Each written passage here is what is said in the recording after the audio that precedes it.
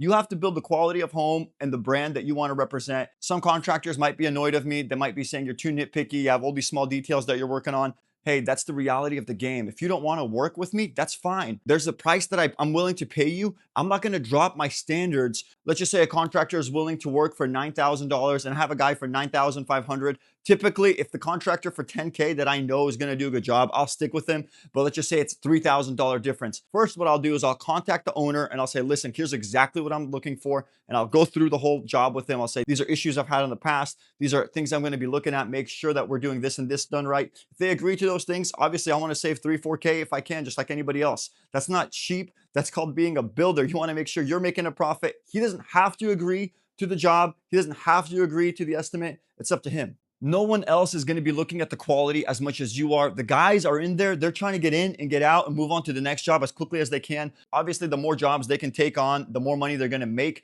But it's my responsibility to slow them down and say, listen, guys, we got to make sure we're doing this and this and this done right. I have to go through, look at their work. Yes, I want to say I trust my subcontractors, thinking that they're going to do the best work possible. That's not always the case. I have to make sure I'm personally walking through and doing the quality checks. And the only way to do that is to be on the job site. You got to be boots on the ground. Things I always carry with me. I always have a tape measure with me. This is obviously, general construction. You have to have a tape on you. If you're not walking around with the tape measure, what are you doing? Another thing I always have with me is I try to have a flashlight. My brother-in-law actually got me this one recently. It's a pretty sweet little flashlight. It's got a flashlight. It's got a little laser over here, and it's also got a UV light. I've never really had to use the UV light, but it's pretty sweet. Kind of cool to have it. But the laser is nice. You're walking a job site with the contractor. This wire here needs to get moved. This wire is not good. This truss is whatever.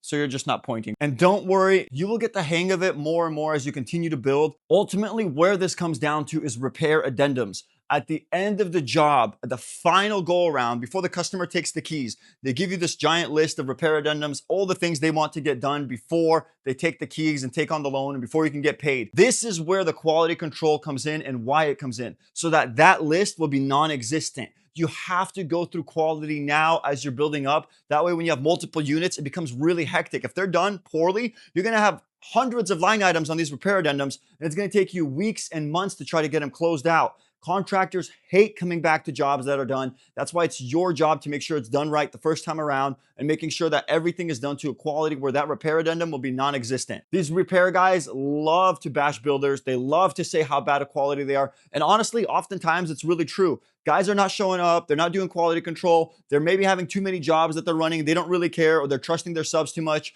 But ultimately, it's the builder's responsibility. He's going to be providing the warranty. He's going to be the one paying for the repairs, and he's going to be the one writing the checks to the subcontractors. So I won't pay out a subcontractor until it's done right and in a quality manner.